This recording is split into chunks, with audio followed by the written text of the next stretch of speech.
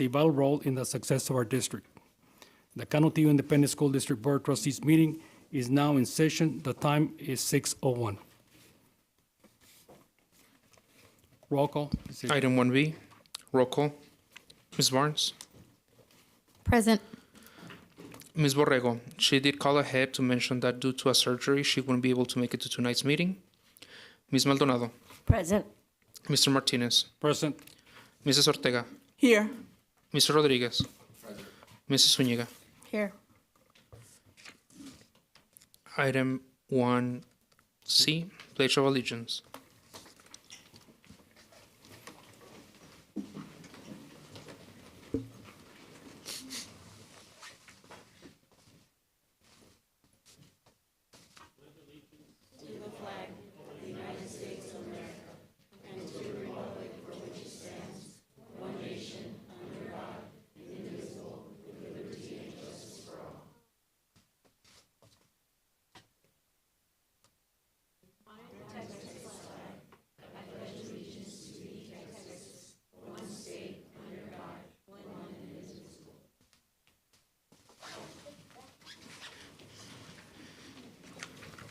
Thank you.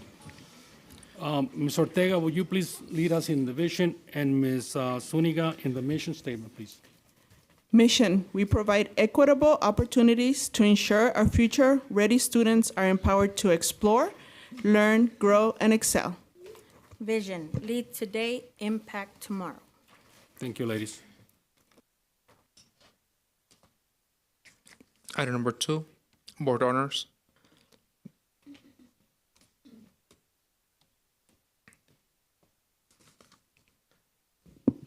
Good evening. Good evening, Dr. Borrego, President Martinez, and trustees. Can you please join us in front of the dais for tonight's presentation of board honors?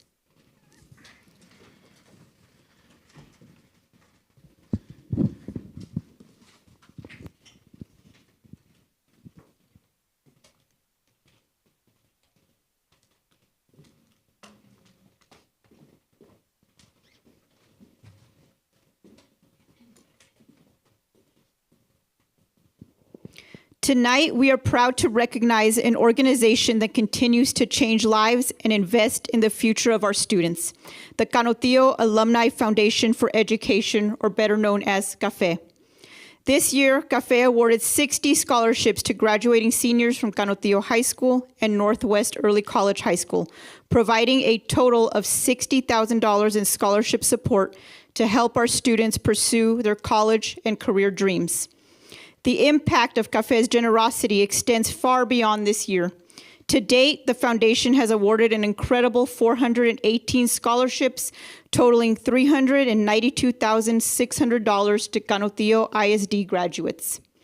These scholarships represent more than financial assistance. They represent opportunity, encouragement, and a belief in the potential of our students. We thank CAFE members for their unwavering commitment to supporting the next generation of leaders, professionals, and community members. Please join us in congratulating the 2025-2026 CAFE Scholarship recipients and in thanking the foundation for its outstanding service to Canutillo ISD and our students. Let's give them a round of applause, please.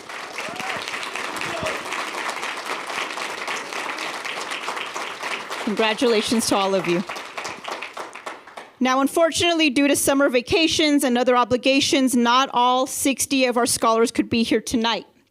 We will call up the recipients who are present this evening to receive their certificate and have their photo taken.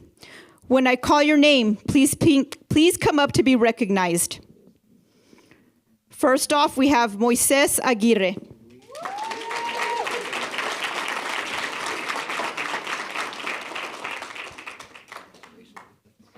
Can we have all our CAFE members also come up here, please, to join our scholars?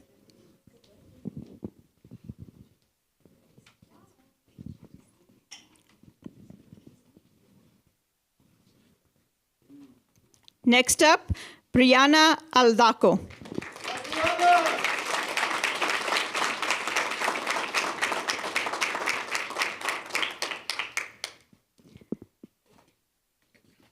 Daniela Anaya.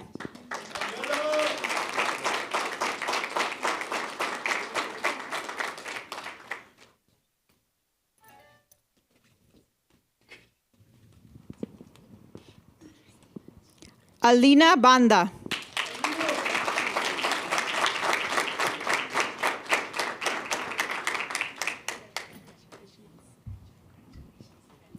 Shaylee Botello.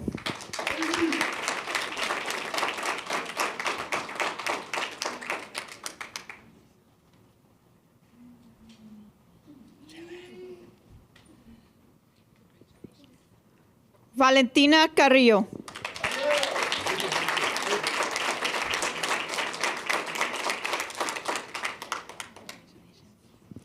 Aaron Codero.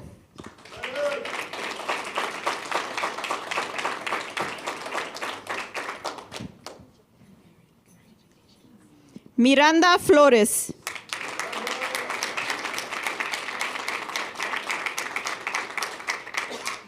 Azelia Hernandez.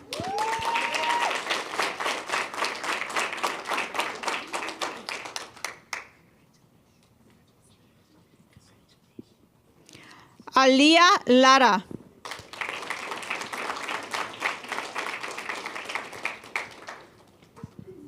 Victoria Mora.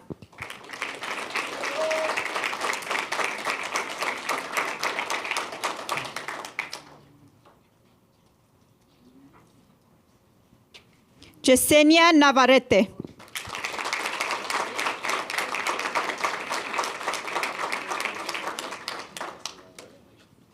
Haley Orona.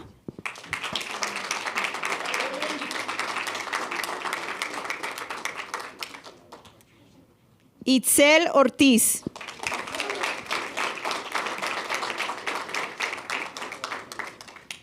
Natalia Plaza.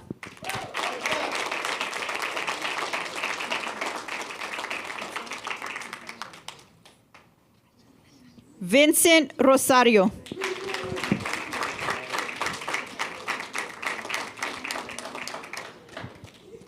And Macy Wetton.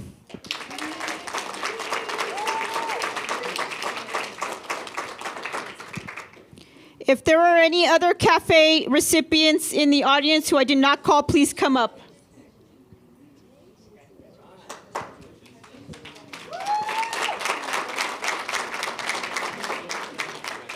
Just do the handshake.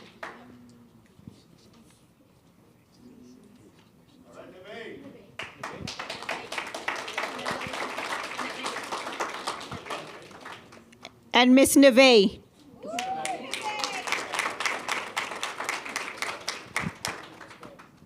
What's your last name? Escobedo. Neve Escobedo.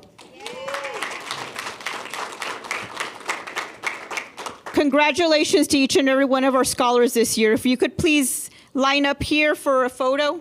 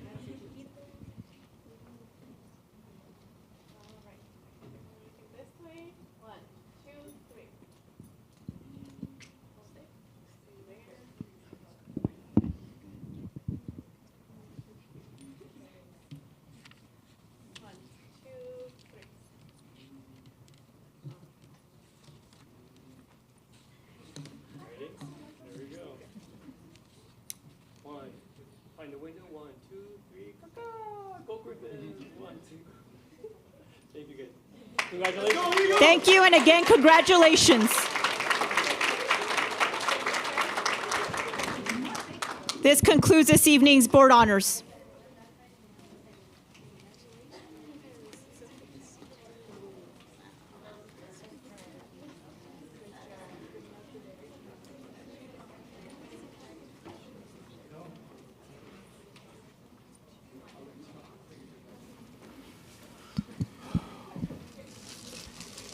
We have a little token to members of the school district that have helped us in the past. And throughout this whole process, with the cafe scholarships and anything having to do with cafe. Their names is Laura, Gustavo, and Cristina. Will you please come to the front?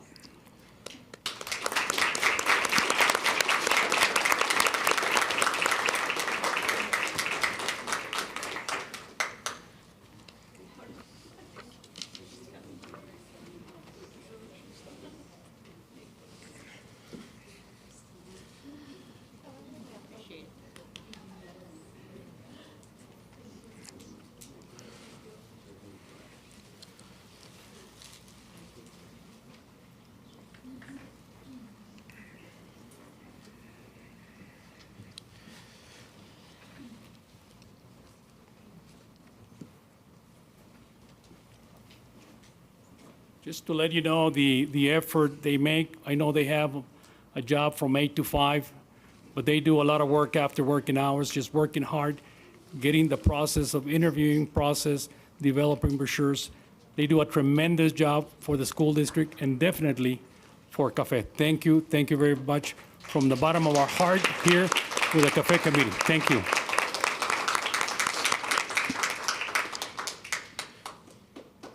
Go ahead. Item number 3, open forum. Any person wishing to address the board during the period reserved for public comment at a board meeting must sign up to be heard in accordance with District Policy BED Local. Each participant will be limited to 3 minutes to make comments to the board. The board is not permitted to discuss or act upon any issues that are not posted on the agenda for tonight's meeting. For further information on these policies, contact the superintendent's administrative assistant. And Mr. President, we do not have any community members sign up for tonight's meeting. That leads to item number 4, special presentation. Item 4A, public hearing regarding the proposed 2026-2027 annual budget. The public is invited to attend and provide public comment. Presenter, Ms. Christy Pooley.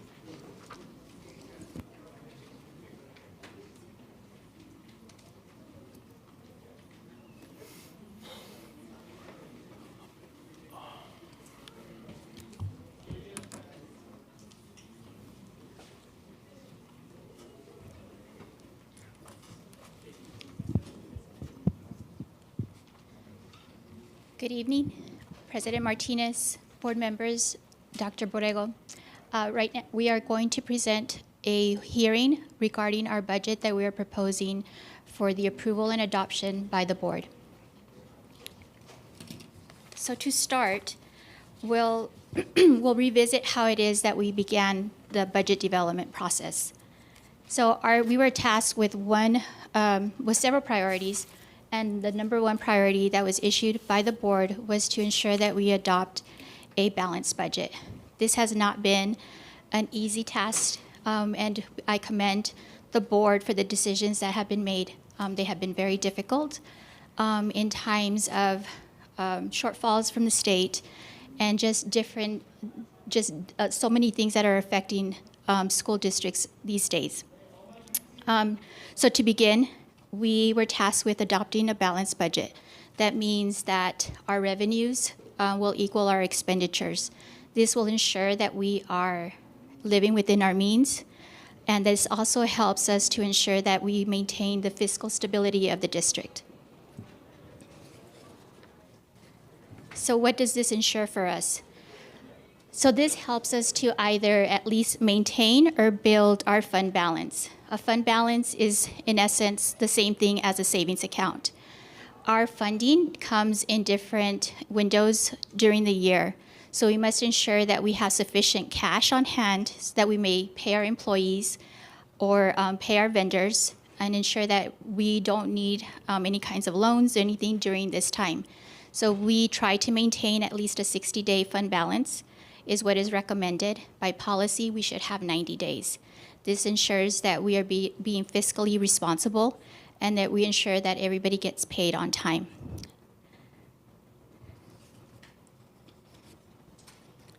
So to begin the budgeting process, we start by estimating revenues. And this is a very difficult task. State funding for any Texas school district is very hard to predict. We use different analytics. We look at trends. We see how it is that we have been successful in the past However, there's always something that's happening at the state legislature. For example, this past year, we were given an exemption as homeowners. The exemption was raised to $140,000. And additional exemptions were given to elderly and disabled individuals. However, the state put out some guidance and then came back and retracted that. And so that did affect how we were projecting our revenues. I came to you I believe in February, and we brought you the good news that we were in a surplus of almost $2 million. Come to find out, the state went back and recalculated our values, and we came back and our surplus was not, we lost about $1.5 million after that recalculation. So this funding formula, it changes. And not only that, but we are predicting numbers that are not, that don't come to fruition until after we close our school year. Our school year closes in June. We don't get we don't get our certified values from the state until August. By then, our year has finished and we've already moved on to the next school year. So this forecasting is something that we have to do, and it's a crystal ball. And I use the most conservative methods that I know that I can with the information currently available. Hopefully this, does not affect us in a detriment and protects us once we start getting the different values that build our revenues. So our first revenue is dependent on our enrollment and our attendance rate, and this is what determines our state funding. The other large revenue, it comes from property taxes, and this is our local funding. However, there is a balancing to this formula. The state determines how much revenue a school district can bring in. So even though we are probably becoming a property-rich district, I did forecast to have about a $35,000 recapture payment being sent to the state. And what this means is that we are collecting more property taxes than the state formula allows. So we are going to possibly send back money to the state because we've collected too much in property taxes. And our next item that determines our funding is enrollment. Enrollment is declining across the state. This isn't an issue that is unique to the district. This is happening actually across the nation. Birth rates are lower, and our graduating classes are larger than the classes that are coming in. So for this upcoming school year, our current enrollment for the current school year was 5,620. This is a snapshot that was taken on October, the last Friday of October in 2025. We use these numbers and we just roll up our students. We keep our pre-K and our kinder numbers constant, and we anticipate to lose about 86 students. Of course, we're trying different initiatives, bringing back programs, doing what we can to maintain and ensure that we keep students in our district. Historically, the next slide shows our historical ADA and enrollment, and as you can see that it's been consistently declining. We have a bond program that is hopefully bringing a light to the end of this tunnel. We are hoping to bring students back to the district with these new campuses that are being built. And we hope to change this trend that has been coming through for the last few years.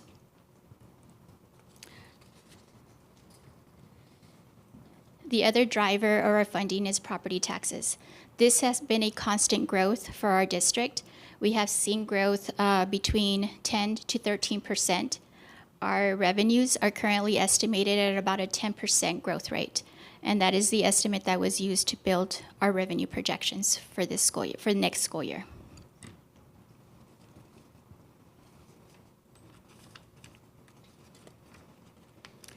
On the next slide, you'll see our budget allocation. As you can see, almost 84% of our budget is allocated to our human capital. Our teachers, our staff, administration is who builds this. We are a service-oriented organization, and of course, this means that most of our investment is in our human capital, our employees. Having an 84% allocation is pretty common. Usually, I believe the state average is about 85% that is allocated to personnel for other school districts. On the next slide, you'll see the allocations by campuses. Most of this growth, the campuses that you see growth in are going to be campuses that we brought back certain programs. There was also needs that the board approved for special ed. We brought back some aides. There was special ed teachers, and then the new programming that was brought back for the upcoming school year. An investment of about $1.1 million was invested back into the schools.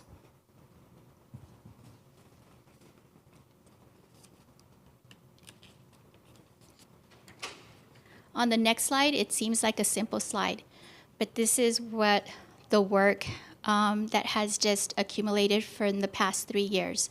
Many difficult decisions have been made. Many adjustments have been done.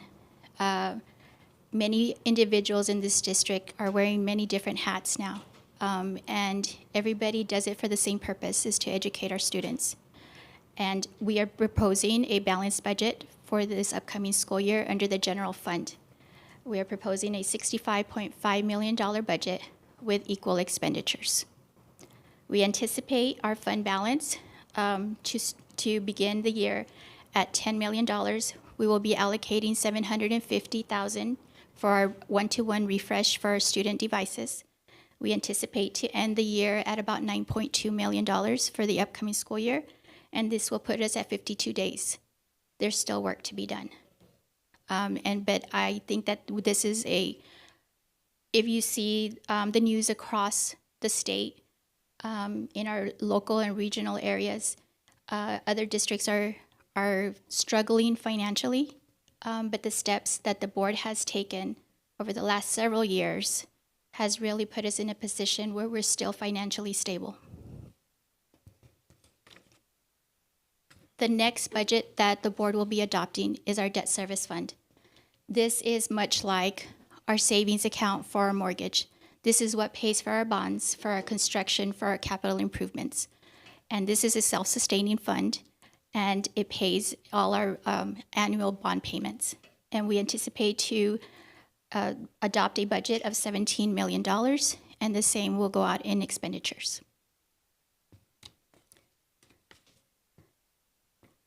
The next budget that the board will approve will be our child nutrition budget. This budget has, in history, ran as a surplus. We did do some allocations of allocating some of our custodial staff that helps in the cafeterias to alleviate the general fund, and that is shown here as a reduction in fund balance. For the child nutrition program, they were actually running in excess, and we're actually on a spending plan. Now they're maintaining about 70 days, which is a very good fund balance for them, and we do anticipate to adopt a balanced budget of $5.7 million.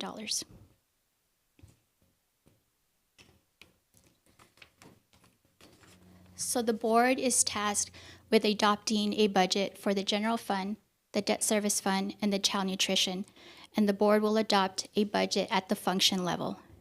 And the next slide will present the budget allocation at the function level, showing what we adopted in fiscal year 26, what we're proposing for fiscal year 27, and a per student allocation. And with that, I will open it up for questions and public comment. Thank you, Ms. Pulley. Any questions? Ms. Barnes, go ahead. No? Public comment first. Okay. Open for comments. Anybody from the public? Open for the public. Anybody from the public that wants to voice your concern regarding our budget? No. I have a positive comment. I think this is amazing, and all the hard work y'all have done, and watching over the past couple of years, it's not easy, the decisions you've had to make, the roller coaster of, everybody's concerns, especially for your teachers and your staff for their jobs, and trying to bring in people and programming while trying to look out for what's best for us. So I want to say thank you to the board, but especially to our finance department and for getting that award. Way to go. Because we just got back from a leadership conference that met with 15, 20 other school districts around Texas, and so many of them were like, oh, we're in deficit, and I'm just back here like, I don't want to brag, but, you know, so thank you. And you don't get to hear the good stuff very often, so yes, we do still have work to go, but way to go. Anybody else? Yes, ma'am? Not just for the occasion, my apologies, I just got off of work.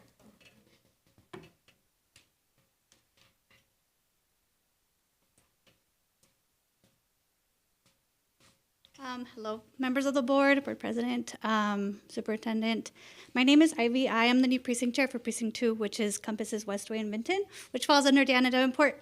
And I think the biggest concern that a lot of families right now are facing, we know obviously that Davenport's going to be relocated, but a lot of it is going to be transportation. And we want to see at least some money allocated to transportation, making sure there's more bus routes in case if families can't necessarily take their child all the way to Enchanted Hills.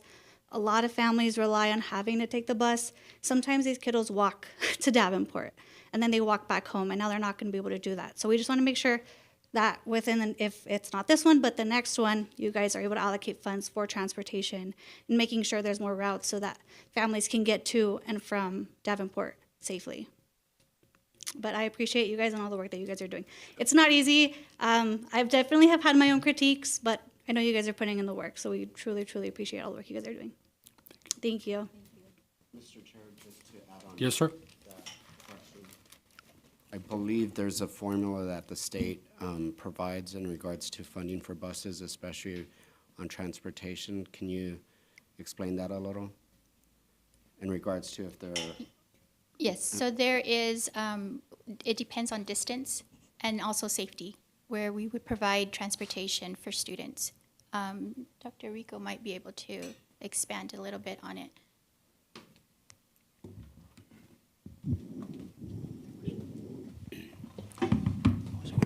About transportation, how we allocate when we do different bus routes. Yes.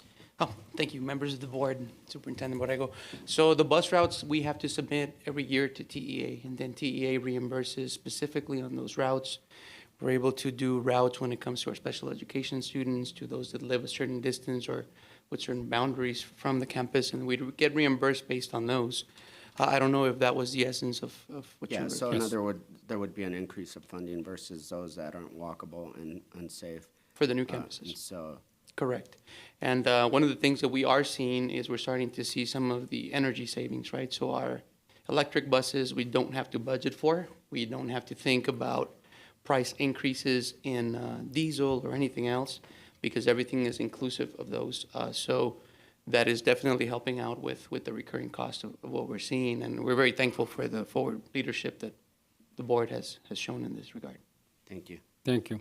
And just a point of information, let me tell you that I grew up in Westway, and for many years, those kids in Westway, including my family, was brought to downtown Canutillo, and that's where Canutillo Elementary, Middle School, and the high school was.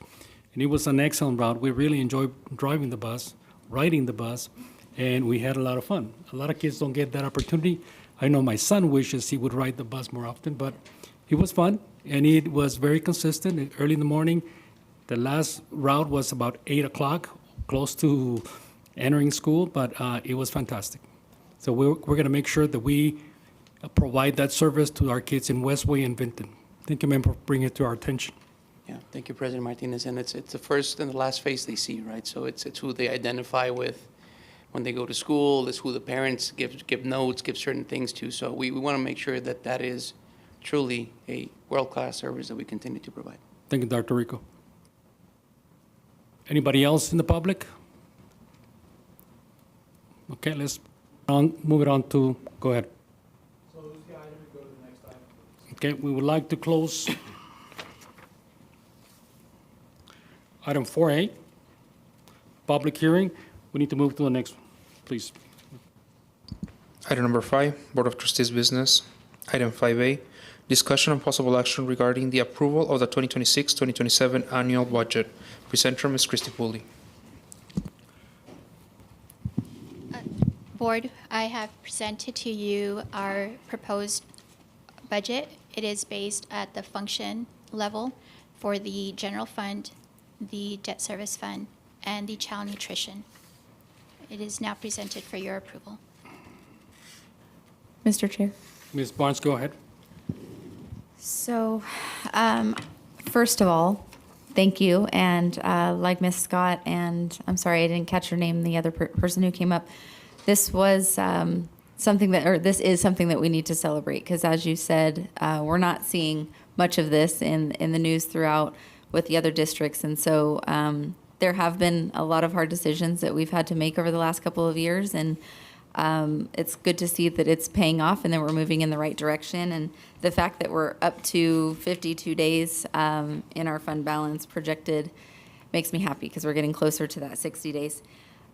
In regard to that, how many days did we start out in our fund balance at the beginning of this school year? I believe it was 62 days. 62?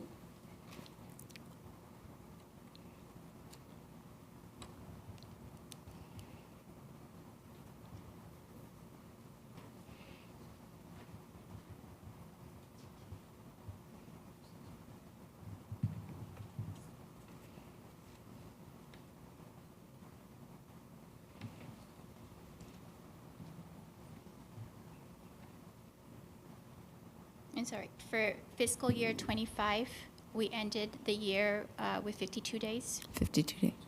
So we're maintaining We're where we were. maintaining. Okay, perfect. And then my next questions are a little bit more specific in regard to the function. So I know that that's what we're approving.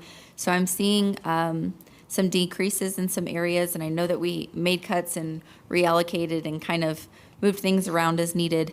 One of my biggest questions has to do with the transportation, the student transportation, because that's a pretty big cut. So I am assuming, but you know what they say about assuming, I'm assuming that that's because of the electric buses that we brought in, but I just wanted to make sure that that is the case. So we have had some savings with the fuel for the transportation, but there's also savings that we are incorporating from the healthcare. Not many of our employees, well, there's been a decline in enrollment for employees, and we usually budget at 100% of every employee. However, the trend is that it has been declining, the enrollment. So that is, a portion of that is an allocation for that savings. For that decline, okay. And then I do see a difference of about 24,000 for extracurricular activities. Is that a specific activity, or is that kind of just across the board? That's kind of across the board. It could be just fluctuations in salaries where we may have adopted somebody who was here with a higher salary and was hired at a lower salary. So it's just different small fluctuations that have happened. That makes Nothing- sense. There Okay. hasn't been a cut. Okay. One of my biggest ones that I was kind of concerned about was the facilities maintenance and operation because, as you know, Dr. Rico, I'm always up here going, we need to give more money to operations so that we can maintain our campuses. So if you can explain this and help put me at ease, that would be great. So we decided that this year we're not going to fix anything that breaks and just kind of. So you're starting to see a bit and piece of what the realization of this bond was, right? So I know we had been talking about it until we were blue in the face since 24 when it passed, that we would start to see these savings, right? So at the time that this budget was created, about 25% of the high efficiency HVAC units were installed. At the time of this one, also, we started to see the real savings of the 100% of the lights that were switched out. So this is the tip of the iceberg when it comes to the specificity of these things that are going up in our schools and what it's saving. So the majority of these savings are not coming from cutting maintenance budgets. To the contrary, I know Chrissy has allotted more than what we needed. This is mostly from our utilities costs. So the closing of Lone Star, the installation of high efficiency units, all of this is recouping these numbers that we see here for utilities. Perfect. That was the answer I was hoping for, but I just wanted to make sure. I think that's really the only specificity that I was looking for. If I think of anything else, I'll let you know. Thank you, Mr. Chair. Anybody else? I have a question. Go ahead, Mr. Ortega. As far as enrollment, are we using the number of students that have been registered to the school already, or is that just a projection? So for enrollment, we use Snapshot. We tend to grow a little bit on enrollment during the year. So usually our enrollment is a little higher at the end of the school year versus at Snapshot. Snapshot determines some of our funding. So whoever's enrolled, like for example, for state comp ed, that's what determines is how many students we have enrolled on that particular day. So that's really our benchmark that we use for projections. You're welcome. Ms. Maldonado, go ahead. So I have a few questions. And again, thank you. I'm going to echo what Ms. Barnes says. Thank you for the hard work. I know that it's been strenuous and nerve-wracking at times. So I do appreciate it, all your hard work. Thank you. So on the pie chart, you have 5% for professional and contracted services. Is this a decrease from the previous year? Or is it stable? It's actually a slight decrease because it's not just in that particular category. It's not just services that we contract out per se. This also includes like utilities. It includes our mops cleaning, the janitorial mops that we get cleaned. It includes several of those items, but there is a slight decrease because of utilities. And so we just approved last month not to contract services for speech pathologists and I believe it was diagnosticians or something. And so in the previous year, that amount was under contracted services, I'm assuming again? Right. So we initially budget for those as positions under payroll. And as they become vacant or they're hard to fill, we may transfer some of those funds into contracted services so that we can bring in and service and provide services for our students. Okay. So that it'll shift from one piece of the pie to the other. Okay. My next question is the allocation per campus. I was noticing that, I don't know, Adrian, can you go to the next slide, I believe? That one. So I was noticing that most of the campuses had an increase in their operational. I mean, I understand the personnel. Some lost some personnel, some gained personnel, so I understand that. But my main question is on the operation. So some campuses have an increase with the exception of Canutillo Elementary. They went down from 79,612 to 69,495. Bill Childress from 69,000 to 426 to 61,150. Reyes from 119,617 to 88,215. So I wanted to know why the operation cost has decreased. So when we allocate to the campuses, we base it on enrollment, our projected enrollment. So there's been decreases in enrollment. There's also a change in demographics. Our state comp ed funds are allocated based on at-risk and high needs. So the different allocations were decreased on the operational side. Okay. And so sometimes you may see a decrease on operations, but for example, on your state comp ed funds, campus may choose to perhaps put an at-risk aid versus having operational funds. So they determine how it best will suit their particular campus and where their needs are. And so for the campuses that have an increase, it's based on enrollment.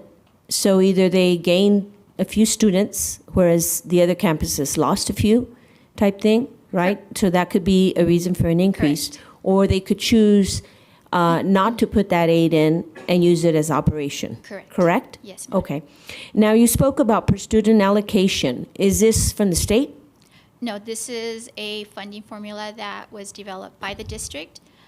So we fund each, for example, the high school is funded at a certain rate, our high school students, because they're usually a little more expensive. They have more activities, different types. Our middle schools are second in line, and then our elementaries. And those allocations go into the operation of the Yes. campuses? Yes. Okay. Yes, ma'am. Thank you.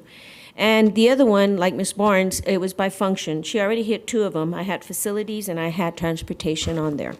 So the other one is I noticed an increase in instructional leadership from an increase of 330,466. Can you explain for what reason? Yes, so part of the restructure was also changing, not just changing titles, but changing duties.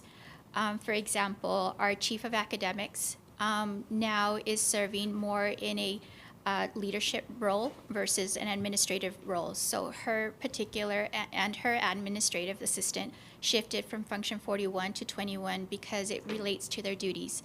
In addition, we have several individuals that are now wearing different hats per se, so their functions are different. So for example, we have our two new executive directors that are also providing leadership duties. So a portion of their salary is quoted to function 21. We also had Dr. Rico. He is also providing some leadership duties, so a portion of his, I believe, his is 10%. Our Director of Assessment and Accountability, 20%. So it was part of the change and the restructuring that just kind of shifted the different duties, and as per se, we have to follow the FAST reg, which is what determines where we code individuals. So the majority of the increase has to do with the promotions or the restructuring of, from going from one, because of the duties, from one line to the other line. Right, it's correct? just a shifting from one function to the other. Okay. And then the social worker, line 32. Social worker service decreased by 11,525. Again, can you explain the reason for that? So that could be related to personnel, where last year we may have adopted someone with a higher salary, and now maybe it's vacant, or the new person that came in is at a lower salary. Okay, because I know that last month we had, we celebrated counselors, social workers, and we had people talking about the importance of mental health. And I, for one, agree with it. So I really don't want the services that our social workers and counselors do to be affected with this decrease.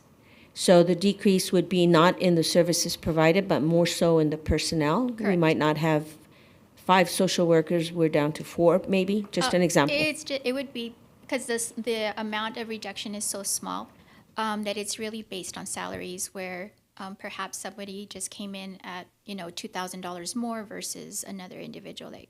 Okay. And the last one is on child nutrition. I also noticed that there's a decrease from 216,699. I know they're self-funded, correct? Correct. So why the decrease? That is also related to healthcare savings. More of our employees in the child nutrition program have elected out of our healthcare fund. Okay. And as far as the budget, those were all the questions that I had. Thank you. Thank you, Ms. Maldonado. Mr. Rodriguez? Anybody else? Anybody else, Cindy? I have a couple. One, I guess going back to the healthcare savings, or not necessarily savings, you're saying it's a health savings. The question I have in regards to what the federal government requires us to spend down, and are we on point? I know sometimes we've had audit findings on that, and so have we spent down what we needed to and not For using it? healthcare or for No, child for the nutrition? child nutrition budget. Yes. Yes, so they actually changed the requirement. It used to be that the Child Nutrition Fund can only maintain 60 days. However, funding for the Child Nutrition Program had increased. So across really the nation, the fund balances for the program itself had grown. So we were receiving management points because we had excess fund balance. This was changed by USDA to 90 days. So now the allowable fund balance is now at 90 days. And we're well within that Does amount. that reflect our fund balance, or is that two separate? They're two separate. In regards to I guess my concern is if we do have to spend down that, we're making it an investment into the actual child nutrition program of the kids that we serve. Yes, sir. And not trying to expand roles or positions. Then the next question I had, or the concern I have in regards to the recapture versus what the state is looking at, the homestead exemption. As we know currently, the state is looking at possibly increasing this homestead exemption depending of the outcome in November of the election, whether it's the gubernatorial or the state elections. And so if the state were to provide an increase in homestead exemption, and we saw what that did to us, my major concern is that we really we continue to evaluate what the revenues and the expenditures and how we structure central office and make sure we have the less impact in the classroom as we move forward. My concern is, as we know, we weren't able to give any salaries across the board, even though some got some, which I'm okay with that because that's the current market conditions, but we also need to look at the current market conditions of our teachers in the classroom and those staffs.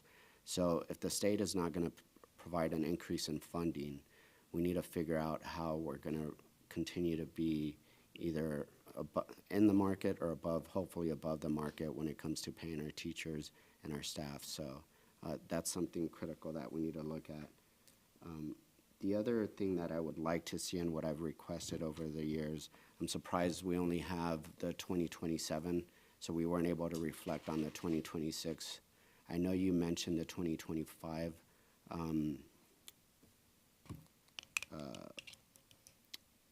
the savings, not the savings. The ending fund balance. Yeah, the fund balance, the days in the fund balance. What was 2020? So we're staying, you're saying we're staying 52, 52? We haven't had an increase or a decrease? No, so let me get that for you.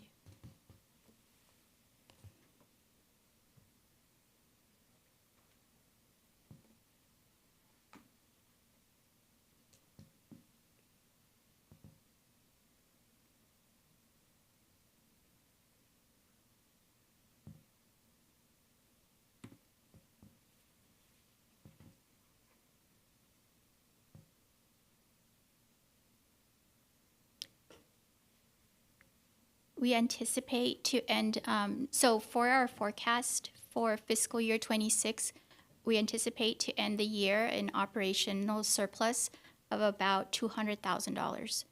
Now, we did spend the monies that we had for our one-to-one devices last year. That came from assigned fund balance. There was, we took advantage, I know Dr. Rico took advantage of some savings to be able to, before price increases went up for the devices. So we did spend that, those funds, and we anticipate to end the year with unassigned fund balance of 50 days in forecasting fiscal year 26.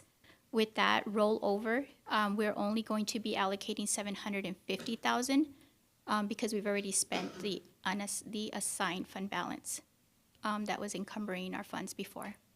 So you're saying FY 2025 was 52, and what are we looking at for FY 2026? For 50 days, because we did spend, so our. I understand. I'm just trying to, so it's 52, 50, and 52. And I project that it might be a little higher. I think 200,000 as a surplus for operations is a lower estimate. We're closing out the year currently, and we won't know that final number probably until October. And going back to, I believe Ms. Barnes brought up, and so did Ms. Maldonado, on function 51, the facilities maintenance and operation, that's a pretty big number, and I get that it might be, you know, the savings and what we're seeing from the bond, but my question is that we're not shifting other expenses that the voters didn't approve to the bond. No, sir. No. That savings is from utilities and some healthcare insurance reductions. Okay. And moving forward, what I've requested in the past, hopefully a 2-year, 3-year projection, so that way it gives us a better outlook. We could use it with the existing, let's not play what if the legislator did this, but that way we could get a better outlook in the future. And I do want to see a quarterly update to the board where we're at. And then we did discuss for next budget cycle, at least starting January or even earlier. But I do appreciate the hard work. I know the past couple of years, it's been some tough decisions that we've had to make, and I appreciate the community sometimes. I hope they understand now. It was tough decisions because as we deal with human capitals and human bodies, that's our community, and those were tough decisions that we had to do. And so we're thankful for the position we're at today. With that, thank you so much. Thank you. Thank you, Mr. Rodriguez. You know, the reassignment of leadership, taking additional tasks, I really appreciate that. And this is where push comes to shove, and those additional responsibilities are able to save us a little bit of money. And we notice that also in some of the schools, we're looking at reducing their budget. We got to be careful, okay? Because by reducing their budget doesn't necessarily mean that we're going to have a better school and the kids are going to be better off. So I want us to gauge it this coming year and see how we perform, Dr. Borrego. I think it's important. I know that it's a formula trying to balance this coming year's budget. It's important. Obviously, the formula has worked, but I think it's important that we take all these things into consideration and also gauge it. Gauge it by the end of December and once again by the time the school year is over, because it's important. Our kids come first, and like Mr. Rodriguez mentioned, we need to focus on those teachers. We are not able to give them a salary increase, and the economy keeps going, okay? It's not stopping. You know, buying a loaf of bread is more expensive than ever before.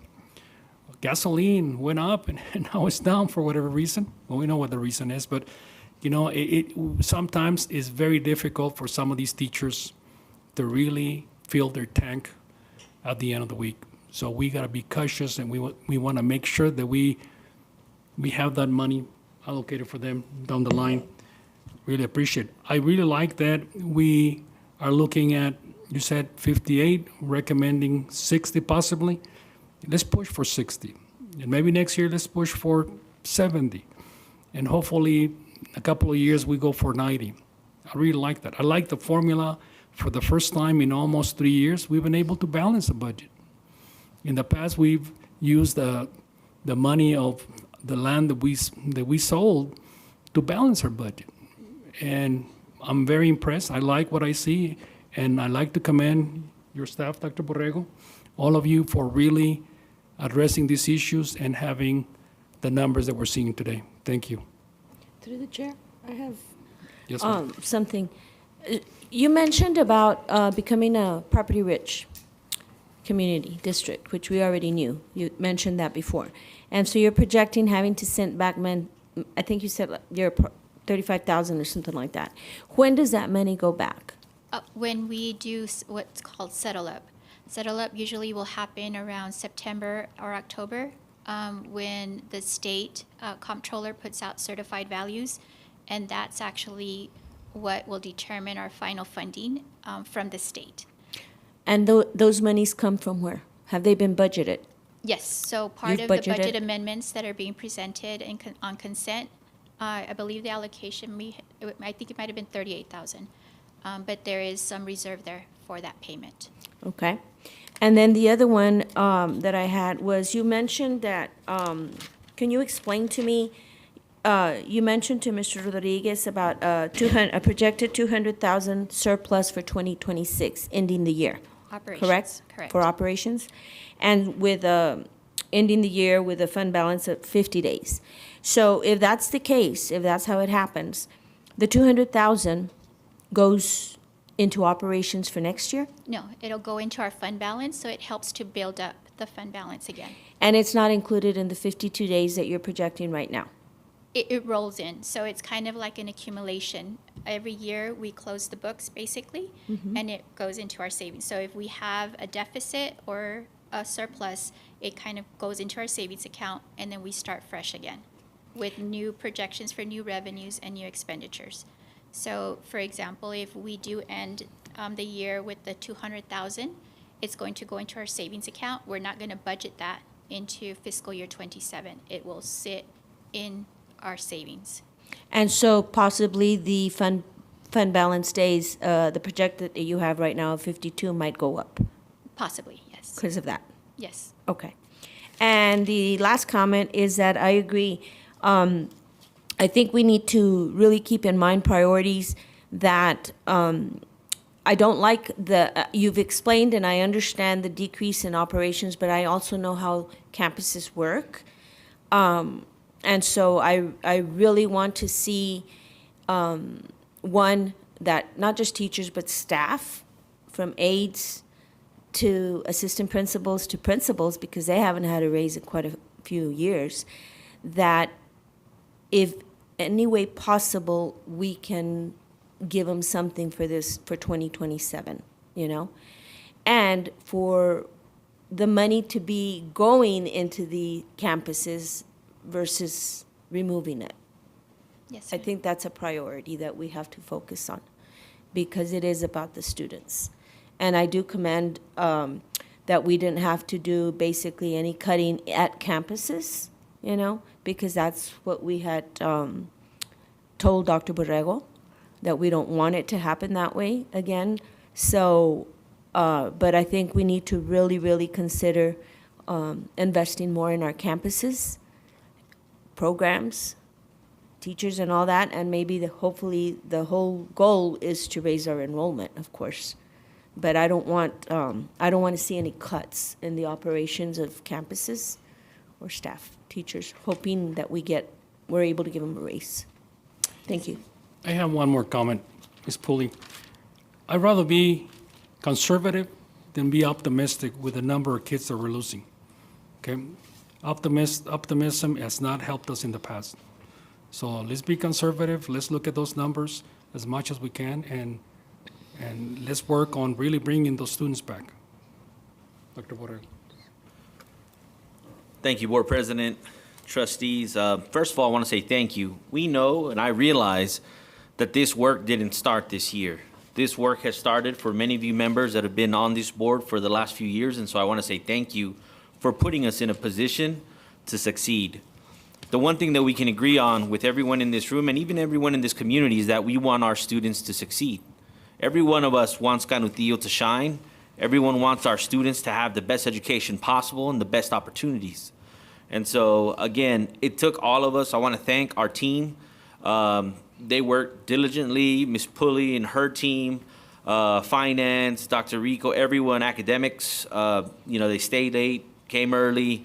And so it took a lot of work, a lot of planning. We remained focused. And so essentially, our task is to protect, right? Is to protect student opportunities. When we talk about dollars, when we talk about the bund, it's easy to look at it as a ledger, but we're really looking at it as a piece of paper that holds opportunities for our students. And so when we look at it that way, we want to ensure that, hey, we are giving students the ability to thrive, to grow, and to learn.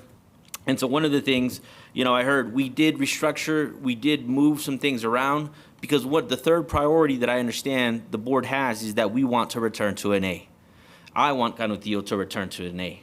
And so my job, again, I've been entrusted as a steward to safeguard and protect future opportunities for our kids. And so that's what we've been doing.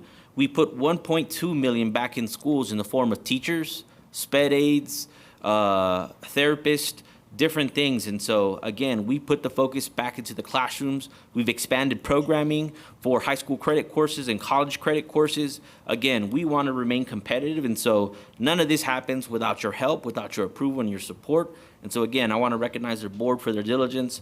I want to thank my team for, again, the early mornings and the late nights. Thank you all for your hard work. And for the community as well for holding us accountable, right? This is a conversation.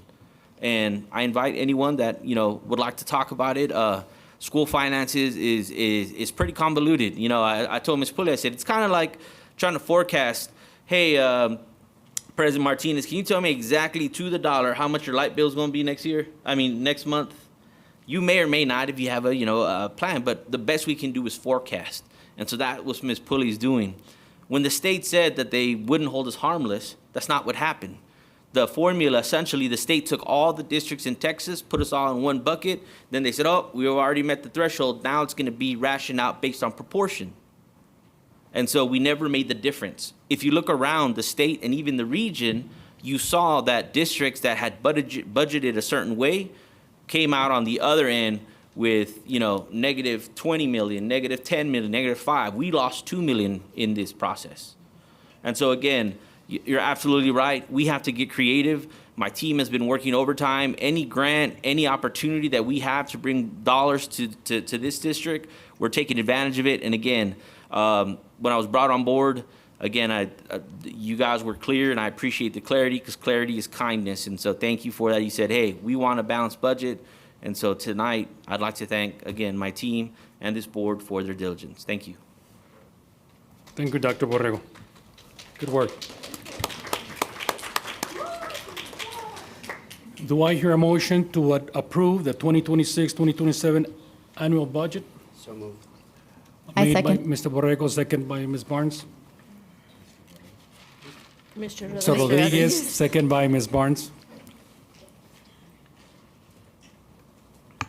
Ms. Barnes, Yes. Ms. Maldonado, Yes. Mr. Martinez, Yes? Mrs. Ortega, Yes. Mr. Rodriguez, Yes. Mrs. Zuniga. Yes. Motion passes. Thank you, guys.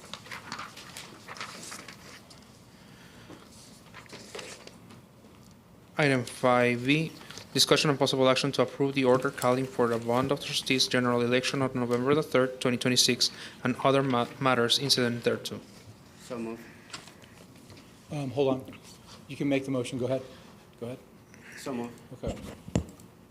I second. Okay, if I may, Steve Blanco, legal counsel for the district, President Martinez, Dr. Borrego, and members of the board. You're approving the order for the November 3rd, 2026 general election for the Board of Trustees. There is a correction to the proposed order. The position currently held by Board President Martinez is actually only for a 2-year term. That office will come up again in the year 2028 on the regular cycle because he was appointed to that position. Additionally, we're early.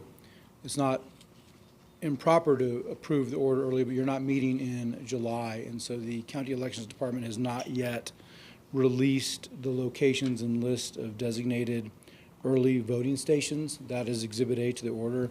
It's in both English and Spanish.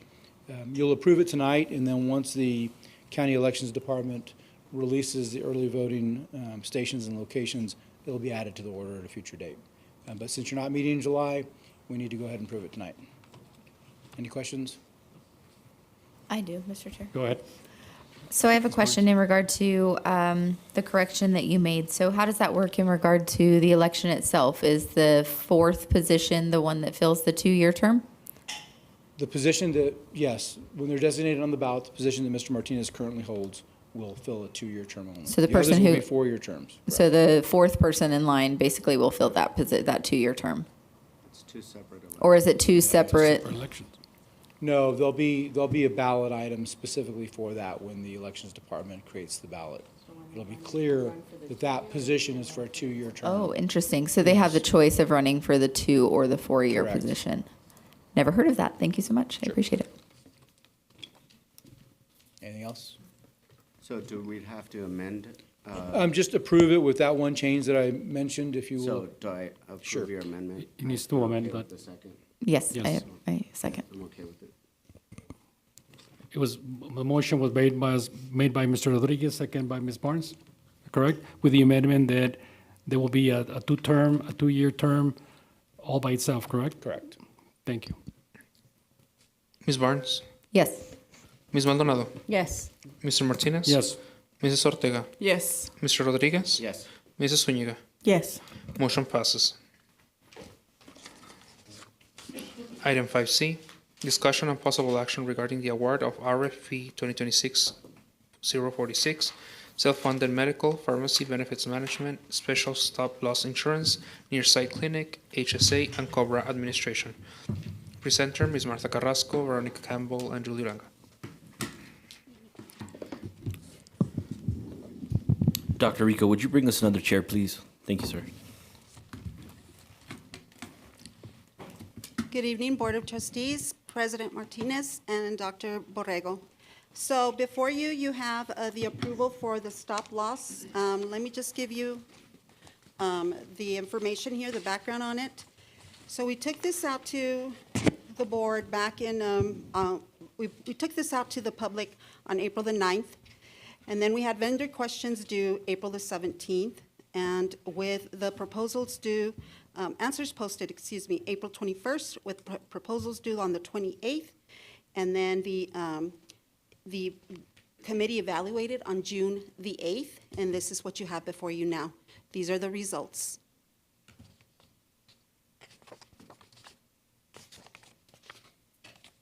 And I apologize on the executive summary. I did try to align it and it wasn't, fitting in.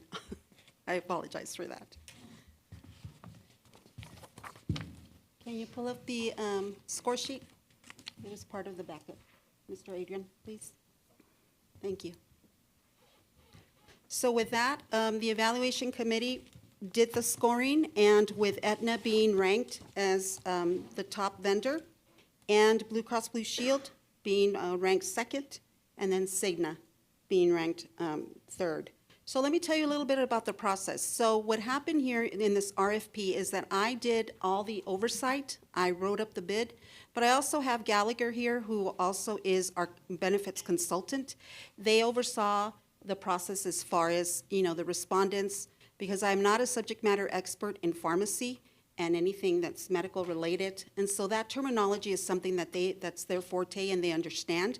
So this is why it was necessary for them to also review the evaluations that we received.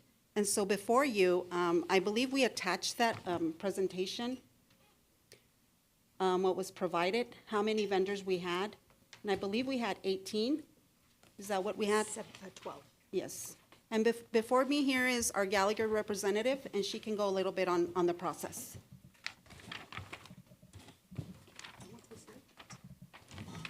Okay. Go ahead. Thank you. Present yourself.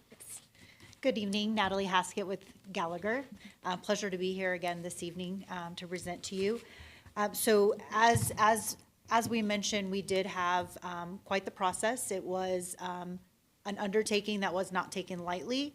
We had complete buy-in from the evaluation committee, the market, and so from once the bids were received by Canutillo ISD, our team took a robust questionnaire, tried to summarize that, making sure, number one, that the carriers and services offered were completed, that it is, they had the ability to manage the district's plans, and making sure that the needs are met based on, the employee population, what we have currently, what we were looking for, specifically in the terms of where can we save dollars. We also did a process where we looked at the claims themselves. So if we were to remain with Aetna, this is what we anticipate the claims costs would be for 2027, both on a medical and pharmacy spend, what they would be if we were to have been with Blue Cross, and the same analysis was done for Cigna. We want to make sure that we're presenting a very apples to apples comparative for the evaluation committee to rank and score. So after that was done, we also analyzed those fixed costs. They are lower in the priority as far as your spend. Most of our spend is in our claims dollars, a self-funded insurance plan, but we did want to make sure we're analyzing those as well. And then after all of those were tabulated, we also held vendor interviews. So each vendor was allowed to come in and present for 30 to 45 minutes with questions directly from the scoring committee. And so the next slide is really kind of an overview of a projection. So we took all the fixed fees, we took all the claims experience. Where we started was on the far left as far as where we are this time last year, where we kind of set our budget based on a district contribution, employee contributions, plan designs, all those things that we decided on in 2025 for 2026. The next column is our latest budget. And remember, when I'm talking budget, this is calendar year because our benefits run from January to December. This is data through April, so this is where we project we will end 2026. It will change. I mean, it is a little premature with data through April, but it gives us a good idea of where we think we're going to end 2026. So during this RFP cycle, we wanted to take that same subset of data and apply it to 2027. So we had to anticipate what medical trend would be, what pharmacy trend would be, and then we applied all the factors that Aetna, Blue Cross, and Cigna provided within their response as far as what their administrative fee would be, what our pharmacy rebate potentially would be, and their fixed costs. And so we tabulate that all the way down, again, in an effort to provide an apples-to-apples comparison for the evaluation committee. Now, keep in mind, these projections are considering that our plans stay exactly the same as they are today. There are some dollar savings that we potentially could find with some plan design changes, but that's not, the goal for today. But just know that that is just status quo. Nothing else as far as design changes, point solutions, things that we could continue to use to drive down costs. Those are not factored in this analysis at this time. So you'll see that there is a red box around Aetna. They were the recommended vendor. So we scored that box in red, but you can see where they compared to Blue Cross and Cigna. So if we were to award either Blue Cross or Cigna, the cost to the districts would be an increase over Aetna. Right, and with that, we open it for any questions. Any questions? Through the chair. Yes, So ma'am. my first question is on the evaluation committee. Did you have campus reps? No, ma'am, we had finance, and we had Dr. Borrego sat in, and we also had HR representatives. Because in the past, you had actually the committee involved campus representatives. Yes, ma'am. And it could be teachers, it could be aides, it could be whoever from campus. And they went back to their campus through CIC to inform them, this is it, so that then you had a pool of the people on the campus Yes, ma'am. that had a choice with this. So I have a problem with that. Yes, understood. I don't think that it should be just personnel here at Central. I think it should be personnel throughout the district. Yes, ma'am. Okay. Thank you for noting that, yes. All right. And- And so with that, in looking at this particular screen, because I too am not savvy on the insurance, but the PPM variable costs under the medical cost, you have Aetna at 701.81, and you have Blue Cross at 686. Explain the difference. Sure, of course. So as a reminder, PEPM is per employee per month. We break down an annualized cost to make it per employee. So you're right. In the form of a medical claim spend based on discounts and claims, Blue Cross did win in that one line item, if you, for lack of better words. They did come out stronger in what their discounts potentially would be to the district on the medical spend. And so down to the bottom where it says the total, they're still lower at 1,174 versus 1,181. Correct. Okay. Correct. And if you go down the line, then administrative fee goes up. The ISL stop loss fee stays the same. Your rebates, a little higher with Aetna. Administrative, RX administrative fee, a little higher with Blue Cross. And then cost totals again. And overall, I see that the changes, it says change versus 2026 gross budget was 2,110,000 versus 2,396, correct? Correct. Yes, So- it's about a difference of 4% between Aetna and Blue Cross. Okay. And so my question is, as far as the services, because when we changed from Blue Cross to Aetna, a lot of the employees complained. They complained the cost was ridiculous, the deductible was ridiculous. Many of them chose to opt out and go with their spouse or go elsewhere. And we know times are hard, so a lot of the salary comes out of for the insurance. Plus, if they have their family, it's even higher. And so my main concern is going back to those complaints that we heard when we first changed from Blue Cross to Aetna, all right? And so, as it is, the numbers dwindled, right? The participants, I think one of the questions that Ms. Barnes had asked was how many were in there now. And so I know that it's a perk to have insurance through your company, through your job type thing. And I know that the cost of living is ridiculously high.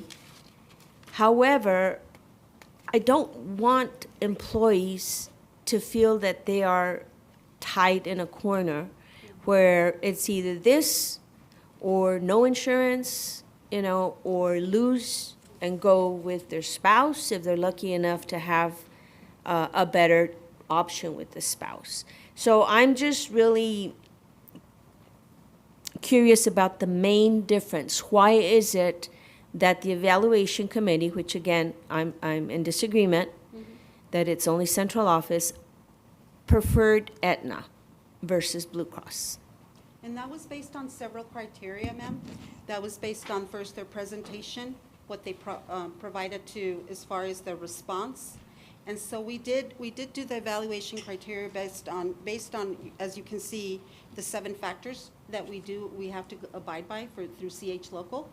And it's always about the best value to the district. And so that was based not only on cost, but overall as far as the presentation was concerned and their response. Now, I will also note is that Aetna is here for any additional questions, and they have also provided a presentation for you all to review. Okay? Well, and the thing is and this is me personally, Yes, when ma'am. it comes to presentations, I can shine. Man, can I shine in a presentation. Yes, ma'am. I want reality. You know what I'm saying? Yes, ma'am. Okay, and with that, would you like for me to bring them up, or? No, let us have some discussion. Are you, Yes, sir. Ms. Okay. Ms. Barnes, go ahead.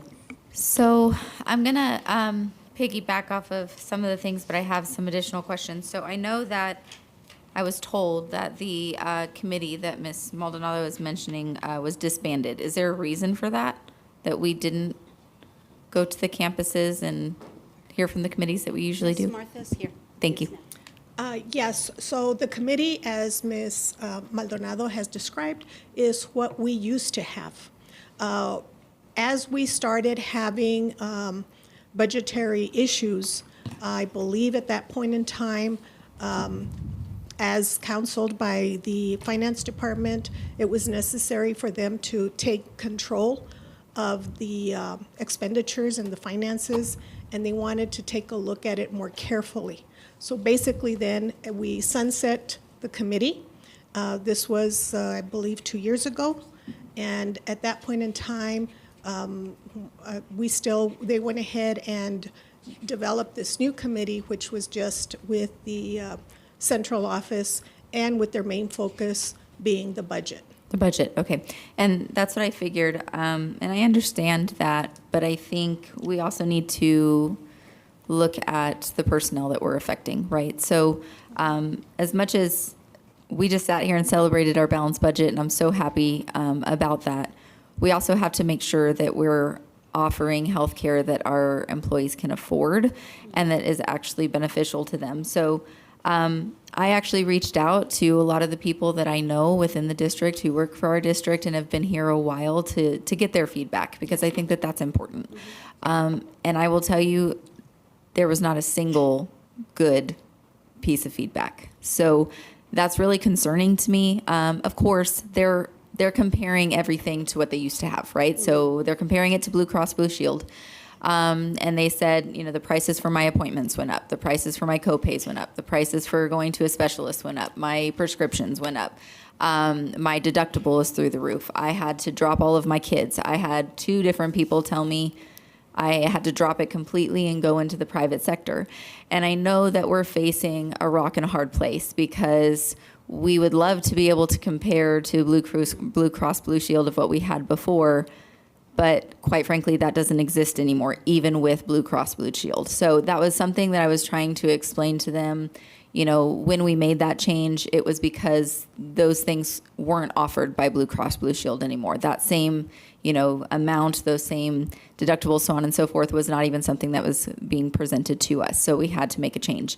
But looking at the numbers, so there is about a 4% difference, like you said, between the two. And I'm curious, I'm glad Aetna is here because we need to hear how you're going to be competitive, because right now our staff is not happy with the insurance that they have. And I want to hear what we can do to fix that and what we can do to improve it, because we're here to be the mouthpiece for our community, our staff, and we need to make sure that we're being able to take care of the families that they represent. So I want to hear at the end of this, what are you guys going to do to make yourself the one that we want to definitely choose at the end of the day? Because right now I'm struggling with that decision, and I'm looking at, and maybe you guys can help with this answer. If we look at Blue Cross Blue Shield and we say, yes, it would cost us more, and we would have to, of course, run those numbers and see if it's even possible. But is it going to help our staff? Are they going to have some of those deductibles, those cheaper office business, so on and so forth? Are they going to be able to bring their families back onto their health care? Because I heard from a couple that said, well, I decided to stay on, but my kids aren't insured. And that's scary as a parent, right? But those are choices that they had to make because they have to pay bills. So I want to make sure that we make a good choice today that's going to, of course, put us in a good place financially for the district, but that we're also taking care of the people that we're here to take care of. So I want to know, Blue Cross Blue Shield wise, if we somehow were able to take on the financial burden of the difference here, what would that look like for our employees? Would they be able to get the better benefits that they had before, or is it totally different across the board and it's going to look the same as what Aetna's offering? So just as a reminder, as a self-funded client or group, you have full autonomy over your plan design. So it wasn't necessarily the move from, and I'm carrier agnostic. I'm here to support you, not the carriers. But when we moved from Blue Cross to Aetna, unfortunately, that was the same year where the plan just was not sustainable any longer. So we had to make not only rate changes, we also had to make plan design changes. So it wasn't necessarily that Aetna came in with a bad plan design. It was we had to make plan design changes. Now we can always play around with copays, deductibles, and see, if we increase it here, decrease it here. But at the end of the day, it will take a hit to our budget, either more than likely not a surplus, more of a deficit. So we can certainly play within the plan designs as a self-funded client. We have that full autonomy. So that's why when you're fully insured, it's more Aetna's plan design versus a Blue Cross plan design, and the rates are the rates. With us, it's let's pick the vendor that's the best fit, who has the, bringing the better discounts, the rebates, and then we can design a plan design around that. But we certainly can look at plan design options based on whom you award. Okay, and then to speak to that, did it hurt us that we switched to Aetna and people either dropped insurance completely or dropped their family and they were no longer using the family as a whole and just individually? Did that hurt us even more when those changes occurred? I don't know how that works. Honestly, when you have headcount leave your plan, it actually helps your It budget. helps us. Okay. And I actually was surprised by quite a few people who told me I was able to leave and go private insurance. I'm sure it's a process and I'm sure it's not easy to get, but they were actually able to find quite a bit of savings through doing that. And so since, even though I'm here for the district, I want to quote that for our staff that maybe doesn't know that, to make sure that you're making the best interest for your family, those choices. So when I heard that feedback, I was kind of surprised, but good things to look into. And if you don't mind, I'll comment on that. 2 years ago and even last year, that was okay. However, unfortunately, a lot of those subsidies have gone away. And so it's not going to be as affordable to go out on the private exchange anymore. And I hate that for everyone, right? But just note, those deep subsidies will not be available in 2027. Okay, good to know. Thank So we you. might have More people more come back people on. come back. Okay. And I'd like to add one more thing, Yeah, is absolutely. that I know that in comparison with other districts currently, we reached out to see where they were at. And it appears, again, those districts that are in deficit, that insurance cost is going to go up for them also. So having said that, some of those employees or children may come back to Canutillo. And if you recall, I also had said that it's later in the summer, maybe like in August, that we'll come back and present to you the plan. In other words, what it's going to cost the employee. Right now, I believe we went out to bid to see if there was something else. We didn't have to because we still had a contract with Aetna, but we went ahead and went out again to see if we could find some more savings.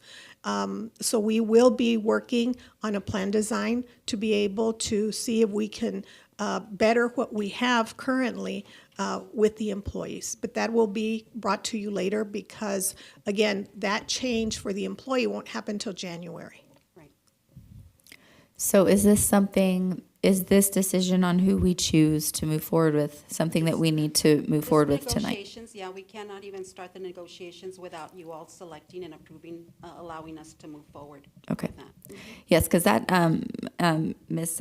Carrasco, I'm glad you mentioned that because that's another concern of mine. I know as insurance costs go up and so on and so forth, like I said earlier, I know we're stuck between a rock and a hard place and we didn't just tell our employees, sorry, tough luck, you know what I mean? That wasn't our intent.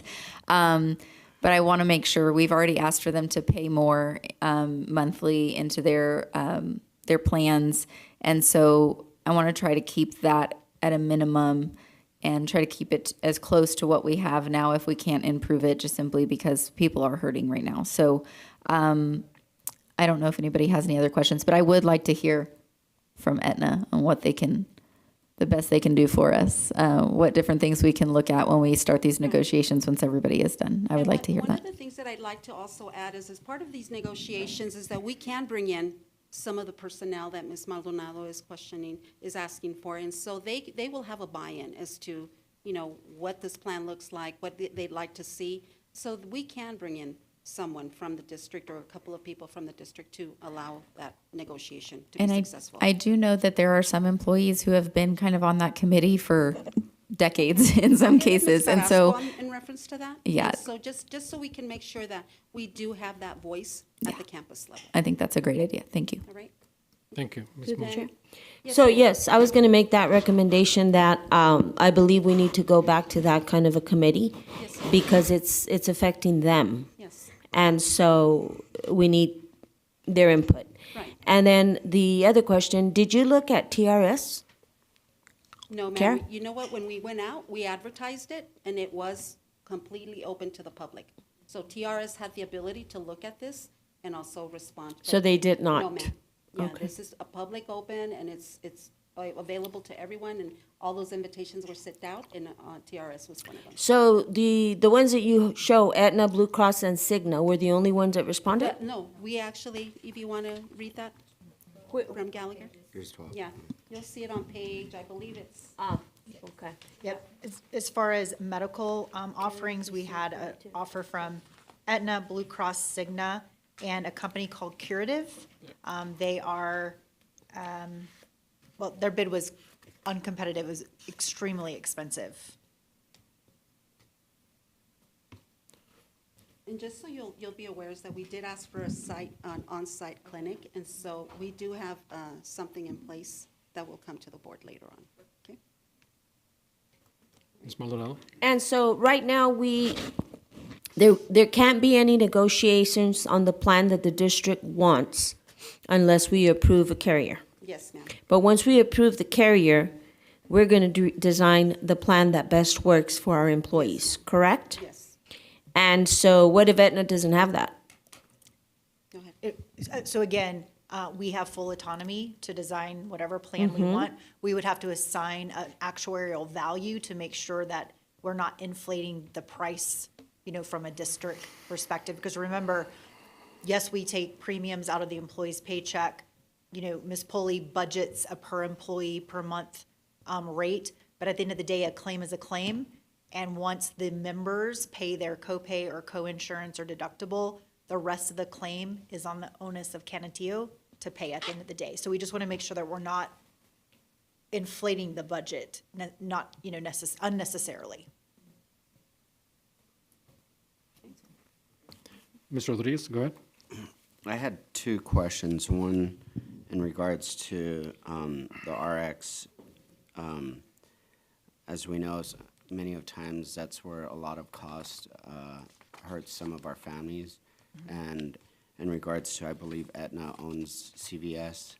Can you explain how much more savings, or are we able to look at bigger discounts in the future, or how does that work? So that way we could make sure that, sometimes those costs really hit home when it comes to prescription drugs.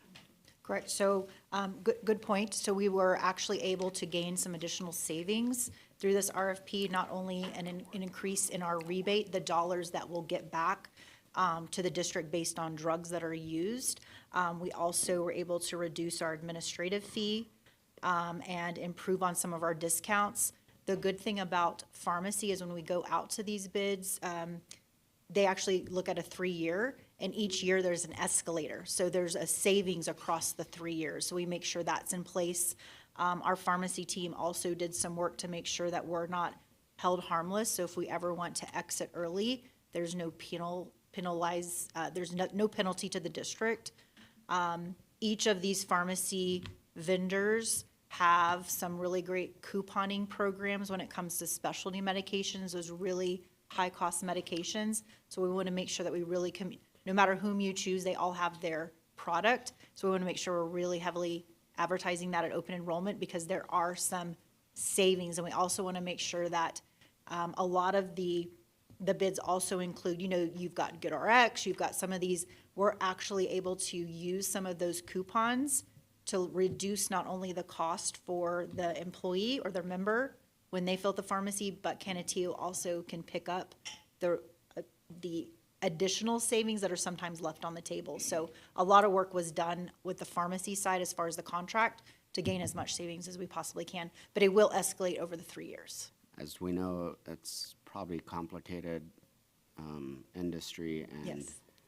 Competitive, and some other competitors have, whether it's other pharmacy companies or associated with other drugs or drug companies.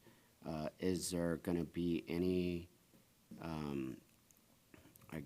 effects that might harm some of our employers that use certain type of drugs that, of course, CVS would not want to, because it's part of the competition? Right, so pharmacy is noisy, right? It's disruptive because it's point of sale. I mean, you're at the counter right there. It's not like you're going to the doctor and you get your bill later.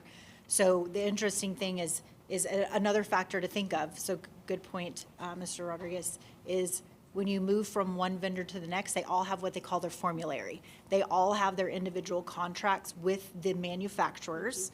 They're all going to have, we don't cover this drug, but we cover its brother drug or sister drug. So there will be some formulary changes should we move away from CVS. CVS also, just like everyone else, does change their formulary quarterly. So there's always a quarterly review. And if there's a member impact, they are lettered and communicated with on what medication they will replace that with, and or here is the appeals process you and your provider can go through.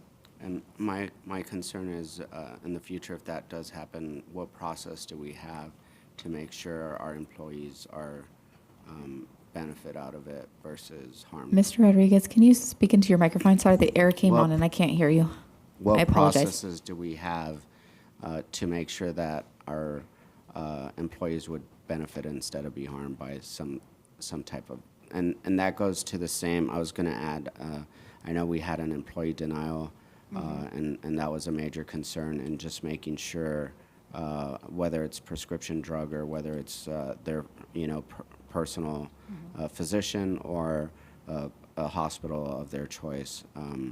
Those are areas of concern in making sure that we have a process in place, so if that does happen, we could address it as soon as possible. Yes, I remember that scenario from last year.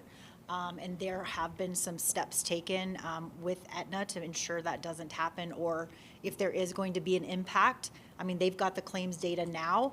The other companies have it as well. So if we know of something that will be declined, denied, and/or a big disruptor, we can now pre-communicate those. I think, I will let Aetna speak to that as well. I'm sure they have a process in place to make sure that if there's someone impacted, they're outreaching proactively, and we're not hearing about it on the back end after the employee is frustrated, they've exhausted everything, and they felt like they were communicating to the right people, where if they would have went to another person, we could have gotten that solved right away. So there are safe holders in place. And we have had those issues resolved in working with Aetna. Okay, that's all I have for right now. Rodriguez, I do have a question. Yes, Ms. sir. Campbell. Yes, sir. You know, I'm looking at the highest rank, and one of them was Aetna with 92.8 points, and then sir. a Blue Cross Blue Shield, 66.86, and then Insignia with 57.80. How, is it primarily based on their proposal, their number? Their numbers and also the presentation. Okay. And, you know, of course, Gallagher provided all the data for us, and we were able to look at the financials, you know. when they were- But primarily, I saw it is based on the number, their proposal, is that correct? sir. It is Yes. based on that. So now, if we're using Aetna right now, Yes, sir. what is the difference in cost from what we had before to this coming year? Okay, you want to answer that? So, like I mentioned in that second column on this Sure. this page, so our reforecast with data through April, we think we will end this calendar year at about $5.4 million net. If we stay status quo and remain with Aetna, that increases to 6.2. Again, no plan design changes, no rate increases. If we were to go with Blue Cross, it would be approximately 6.5, which is that 4% differential. Let me stop you there. We're talking about Aetna. Obviously, it's the lowest, Yes. the one that you're recommending. So let's stop there. Given the fact that we are going with lesser number of employees that will be covered, we're still going to increase that amount? Yes. What is that increase? Can you tell us, please? So it's an approximate 12% increase. Give me a number, more or less. $145.39 per employee per month. Give me a total number, please. 833,000.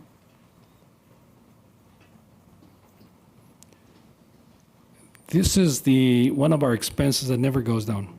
Goes up every year, regardless of how many employees we have. If we have less, we still pay more money every year. And I do agree with Ms. Maldonado and Ms. Barnes. We need to have our employees, our teachers in every campus be involved. Simply, they need to see how you need to work with our lowest bidder. And I know we're getting possibly not the same service we were getting with another provider, and to show them how this is affecting us, affecting our budget every year. And it is very unfortunate. You know, I was hoping for us to be consistent across the board, but that's not the case. All right? Thank you. And if I can offer you some level of comfort, the current contract, the way it stands is that you have a 3-year contract with a 2-year option to renew. The way this current contract will be set up, it's a 2-year contract with a 3-year option to renew. So what that does is that we can actually provide a survey, go out and see after year 1, see how they're doing. After year 2, go out and see how they're doing. If they're not passing based on performance, then we do not have the option to renew for those additional 3 years. So basically, it secures them for 2 years, but then we would have to see what the data looks like after that. Ms. Campbell, and Yes, for sir. the board, I would recommend that we allow Ms. Campbell to negotiate with Aetna. And once they negotiate, come and present to us the negotiated contract. Because right now, I think it would be bogus for them to present to us, given the fact that they have not been involved. That's a process. Yeah. And just as a reminder, as Ms. Maldonado had recommended, is yes, we will have campus personnel involved. Thank you. And I will facilitate and oversee that, okay? Mr. Chair, I have one more thing. Yes, Ms. So one of the questions that I had asked was in regard to a survey, so you reminded me of that. My understanding is we did do a survey with the employees maybe last year, the end of last year. Is that correct in regard to That's correct. Aetna? I did ask for those results, and I know that that was late. I thought about it last minute. But was the feedback that I received from my friends that I called within the district pretty similar to the feedback that we received from that survey? Not very happy with the increases and lack of coverage, so on and so forth? Or what overall was that feedback? Basically, on that survey was, the intent was to find out why some of the employees had left the plan. And so that was how we found out the different options that they had, and that they went out, to a spouse insurance or to the marketplace. And that was the information that we were surveying. Perfect. So the survey was basically why they left or they changed, not necessarily how they felt about the service. That's correct. Okay, so I don't know time frame or whether or not this would be possible, but I think it would be beneficial to see a survey from the employees that are currently on Aetna. What is their feedback? What are their concerns? So that if that's possible, to then bring that to the Aetna team to say, this is what our community is saying as a whole. What can we do to fix it, and see if that can be part of the conversation? I don't know if that's possible, but if it is, I think that that would be beneficial to you guys through that negotiation Yes, ma'am. process. It is possible, okay? You're welcome. To call for the board to approve. Would you like to see the Aetna? I'm sorry, sir, to interrupt. The board, I really am not interested in hearing them as a presentation, but it's up to the board. The majority can always make that motion to hear them. So I don't necessarily, I want to leave the job to the experts. I just want you guys to hear loud and clear that we have a lot of employees that are hurting under the current insurance program, and so we need to do whatever is best to try to improve that. So as long as you hear that loud and clear, that's what I need to make sure you hear. Guys, I think we're stepping. If they're not on the agenda, I recommend that we move forward, And they're please. right here, sir, they just want to. It said there's not a presentation in the agenda. Yes. Okay, all right. Perfect. Thank you, guys. I appreciate you. Do I hear a motion for the district to move forward and negotiate with the lowest bidder, which is Aetna, for the award of RFP 2027-046 for self-funded medical pharmacy benefit management, specific stop less insurance near site clinic, HSA, and COBRA administration? Do I hear a motion? I motion. Ms. Barnes making a motion. And I'll second. Ms. Ortega second the motion. Ms. Barnes, Yes. Ms. Maldonado, No, and for the record, the reason for my vote is because it does not include other employees, and I think that is essential. Mr. Martinez, Yes. Mrs. Ortega, Yes. Mr. Rodriguez, Yes. Mrs. Zúñiga. Yes. Motion passes. Item number 6, consent agenda voting. If I may, I just want to add, for the record, for item 6B2, the backup will be revised to show our current superintendent. Currently shows as Dr. Galaviz. We'll make sure that that backup is changed to Dr. Borrego. And Six then- what? 6B2, ma'am. And additionally, for item 6B4, it will be removed, as is it is a repetitive item. 6B4 will be removed.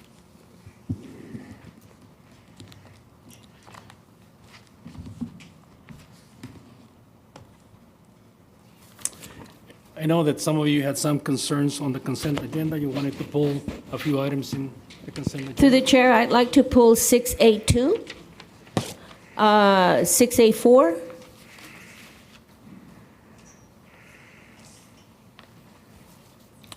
That was it. Thank you. Ms., do you have any? No?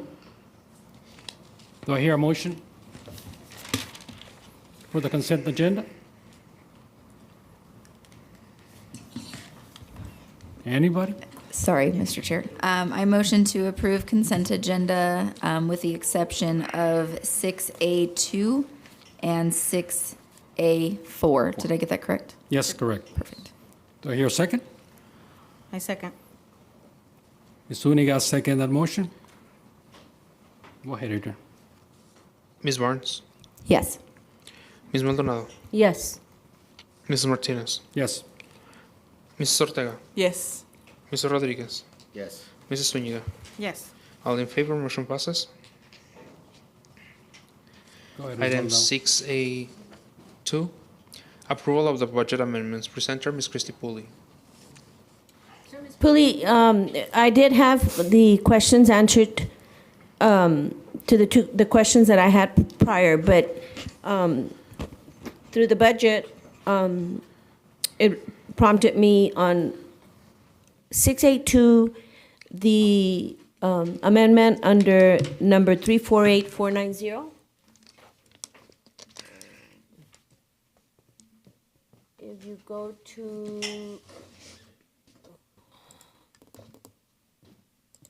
let's go with 347478 first. It has to do with, this amendment will transfer funds from Function 51, Plant Maintenance, to Function 35, Food Service, to cover for summer school food service staff wages and extra duty hourly. So I understand what it's going for. What I'm a little confused with is plant maintenance. Where is it going from? Is that from facilities?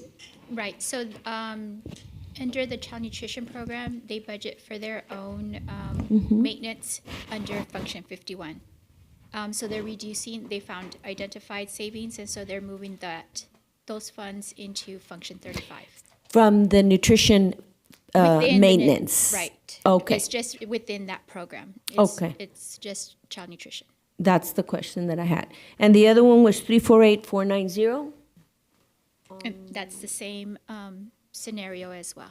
So it's from this child nutrition maintenance fund, not from our general facilities maintenance? No, ma'am. Okay, those were my two questions. The next one was 64A? Oh, I'm sorry. I make a motion to approve under consent agenda 6A2. Motion made by Ms. Maldonado. Second. Second by Ms. Zuniga. Yes. Ms. Maldonado, Yes. Mr. Martinez. Yes. Mrs. Ortega, Yes. Mr. Rodriguez, Yes. Mrs. Zuniga. Yes. Item 6A4, approval of the final acceptance of work and final payment for project Reyes Elementary School RFQ 2025-02B, project number 106-09, to Baines General Contractors in the amount of $51,651 with 59 cents. Presenter Ernesto Ortiz with Presidio. Hi, Mr. Presidio. Good evening. Mr. Ortiz, so my question was, the $51,651.59 final payment for the entire project at Reyes, correct? That's correct. That's the retainage that we hold on until the board approves the final payment, and then we make that final payment. And so all the work that was done has warranty Correct. by Yes. Baines, Yes. correct? Correct. Mhm. Okay. What's the term? The Does term it is differ? a year. I believe it's a year on the parts and then on the labor as well. Yes. Okay. And we've already done all the closeout documents along with Dr. Rico, turned over all the maintenance and operation manuals, recorded all the trainings so that they have it for perpetuity. Okay, so it's a checklist and everything was checked off That's correct, yes. and approved and to the approval and satisfaction of the district, right? Yes, Ms. Maldonado. So we've been working very closely with particularly our HVAC team. So the major modifications to that campus happen to be on the HVAC side, also with the safety and security side. So we worked with Presidio very closely on that one. We started receiving the closeout documents, as Mr. Ortiz mentioned. Monday, I know the rest of the district is out, but we are here on Monday to receive all of the warranties, receive all of the maintenance and operations manuals. We have requested for each one of the components that we have 2 physical copies along with the digital copies and the cloud copies. I know Mr. Martinez and I had this conversation in the past that sometimes we would get the 1 copy, quickly get lost. We would not know. And I know Ernie's talking about the general warranty that we have with the general contractor, right? So for that year, they come in on anything that breaks, anything that is unfulfilled. But make no mistake about it, when it comes to a lot of these components, the extended warranties that we're having extend into 7 and 10 years. Selfishly, I can retire in 6, so I figured I do not want to deal with anything between now and the 6. Okay. And so with all the rains that we've had, I was out of town and I heard that we had a really, really bad storm. I think it was Sunday night, maybe. But any issues with leakage? I know that we didn't work on the roof, right, at Reyes. It was just the HVAC, correct? Cool. Yes, the major work at Reyes did not include the roof. Okay. But the HVACs were replaced? So we didn't, Baines General Contractors put in a redundant chiller, along with all the appurtenances that go with that, pumps and valves and everything. They even changed the building automated system controls from Johnson Control to automated logic control at no cost to the district. That was a negotiated perk to it. And they did also a lot of preventative maintenance while they were on site to change filters out, make sure that there was also chemical put in and a chemical pot feeder installed as well. Okay. So really no roof work, no HVAC replacements and all that, but no leaks? No Right, leaks. and so what I can explain on that roof too, remember we had a comprehensive assessment of the roofs. There was some patchwork that had to be done, but it was done prior to the bond. It was done with operations cost. One of the newer, better built roofs that we have. So at that current time, there was no need for it. Also at this current time with this assessment, no need to do any major roofing work. The thing on that chiller, you got to keep in mind, I know we hate to talk about that previous bond, right? But that we were supposed to have a redundant chiller. So if something gives out, the other one kicks in. Normally, we don't have this residential, right? But when it comes to a school, you don't want kids to be without air conditioning. So it was a major need that the campus had. We were able to cover that. We were able to cover it with premium manufacturers, really, that we are very comfortable with the life of that material as well. So we're set in a good space, and the savings that came on it as well.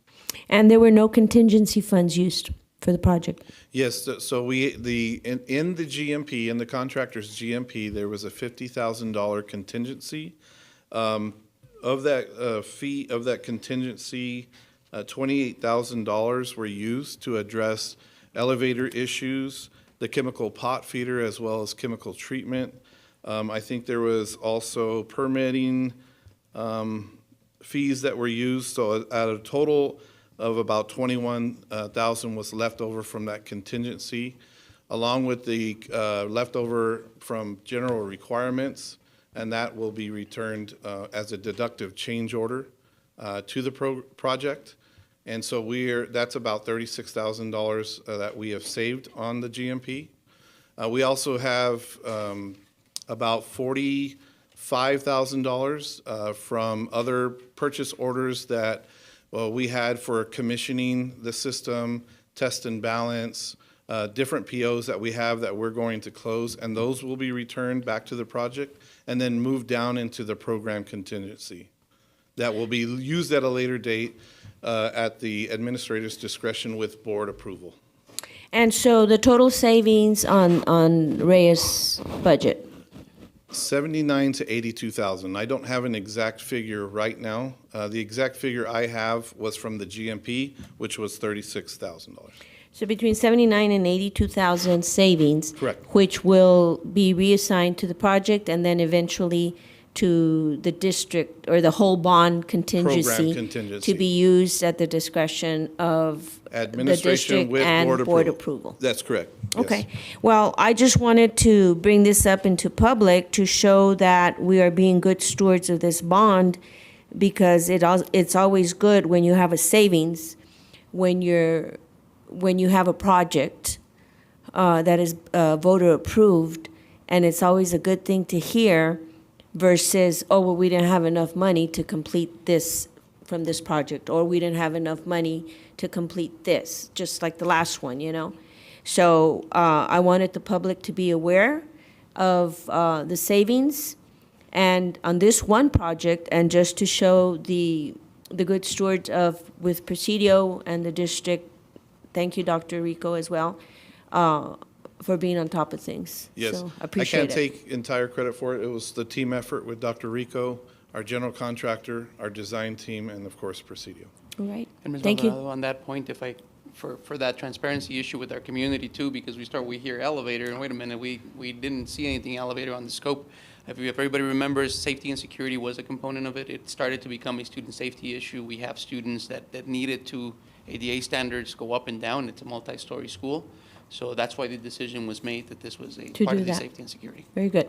And so I hope that it is advertised in the bond, in the website as an update, making sure that we mention the savings on this particular project. Yes, as soon as you approve it, we'll make sure it's posted. Thank you. Yes. Mr. Chair, I do have one question in Go ahead, Ms. regard to the contingency that was notated. So one of the things that I saw here was the concrete pad for the chiller.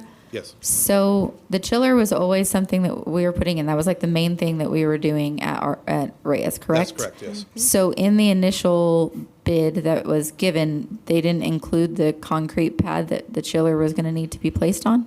So because of the last bond, there was a existing concrete pad that was already installed. The general contractor had to bring it up 6 inches in order for it to meet the specifications of the chiller. Of the chiller. Okay, Yeah. so that was an additional cost they didn't originally plan for? Correct, yes. Okay, thank you so much.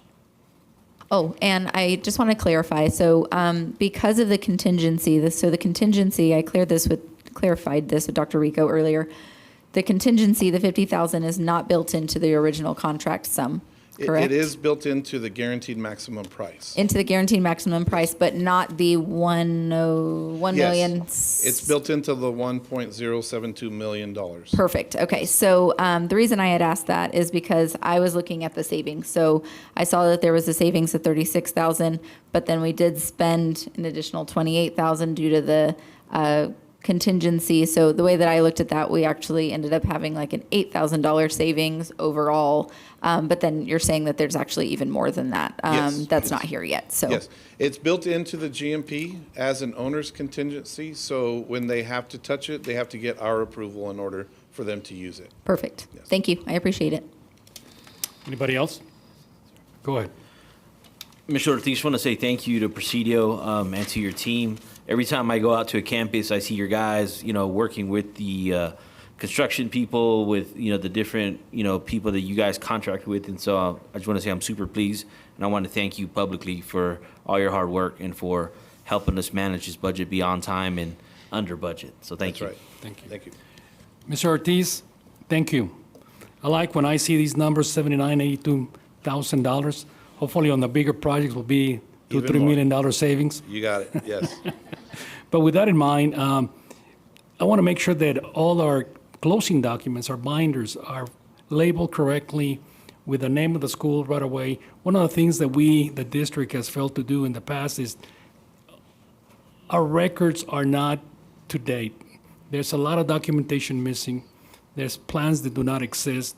So if we need to create a room, Dr. Borrego and Dr. Rico, is a room where we can keep all these documents. Right now that we have a lot of professionals like Presidio and some of the other design professionals that are working on some of these projects, let's make it, I'm going to say consistent, so that if we're looking for a document, whether it's a hard copy or electronic will be perfect, because that possibly we can have forever, okay? But I think will be important for us, especially the district, when they're looking for plans, specifications, manuals, how to operate will be important. And once again, thank you, all of you guys, Presidio, the team, for really making an effort and making us proud of the facilities that we have and all the savings that we're getting on some of these projects. Thank you. Thank you. We have fallen in love with the community, and we are dedicated to it. Thank you. Thank you, sir.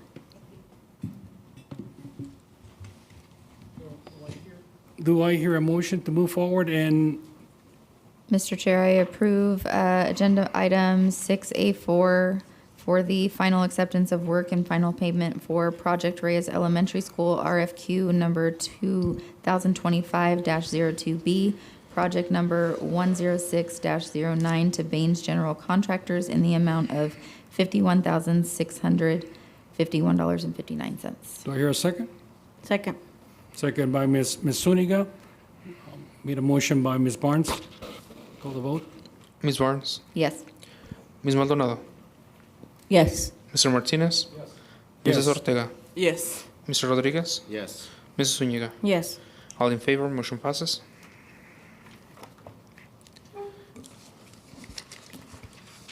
Item number 7, executive session. To consult with attorneys under sections 551.071, 551.072, and 551.074 of the Texas Government Code. Item 7A, discussion regarding administration's recommendation for Alderete Middle School principal. Item 7B, discussion regarding administration's recommendation for Diana Davenport Elementary principal.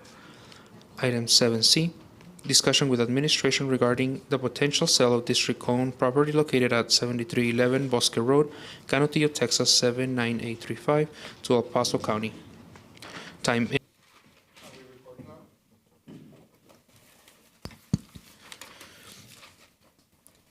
item number 8, new business.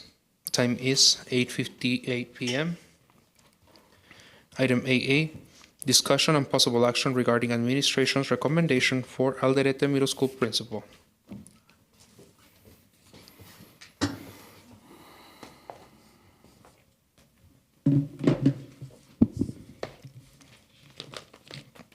Board President, trustees, Dr. Borrego, I'm here before you to bring forth the recommendation for Alderete Middle School, and it is Dr. Erica Paskinski, I think. She's referred to as Dr. Paz. That is administration and the superintendent's recommendation for Alderete. Do I hear a motion? I so move. Do I hear a second? I second. Motion made by Ms. Barnes, second by Ms. Zuniga. Any discussion? No? Ms. Barnes? Yes. Ms. Maldonado? No. Mr. Martinez? Yes. Mrs. Ortega? Yes. Mr. Rodriguez? No. Mrs. Zuniga? Yes. Motion passes. Thank you, Board. Item AB, discussion and possible action regarding administration's recommendation for Diana Davenport Elementary principal. Yes, for Davenport Elementary, we are recommending, administration is recommending Veronica Cervantes as principal for Deanna Davenport. Do I hear a motion? I so move. I second. Made by Ms. Barnes, second by Ms. Ortega. Ms. Barnes? Yes. Ms. Maldonado? Yes. Mr. Martinez? Yes. Mrs. Ortega? Yes. Mr. Rodriguez? Yes. Mrs. Zuniga? Yes. Motion passes. Thank you, Board. Item AC, discussion and possible action regarding the potential sale of district-owned property located at 7311 Bosque Road, Canutillo, Texas 79835 to El Paso County. Presenter, Steve Blanco. Thank you. Thank you again, President Martinez. Sorry, it's getting late. Dr. Borrego and members of the board, we had a discussion. We've actually been talking about the potential sale of this property and a contract with the county for it over the course of several months now. The most recent proposed letter of intent from the county was received by the district on June the 9th. It's pretty recent. And we discussed those terms in closed session. It's my understanding, based on our discussion, that the board would entertain a motion to authorize the superintendent, Dr. Borrego, to approve the letter of intent on the terms that we discussed in closed session. Do I hear a motion? So moved. Second. Motion made by Mr. Rodriguez, second by Ms. Maldonado. Yes. Ms. Maldonado? Yes. Mr. Martinez? Yes. Mrs. Ortega, Yes. Mr. Rodriguez, Yes. Mrs. Zuniga. Yes. All in favor, motion passes. Item number 9, Bless you. meeting adjournment. Time is 9:01 p.m.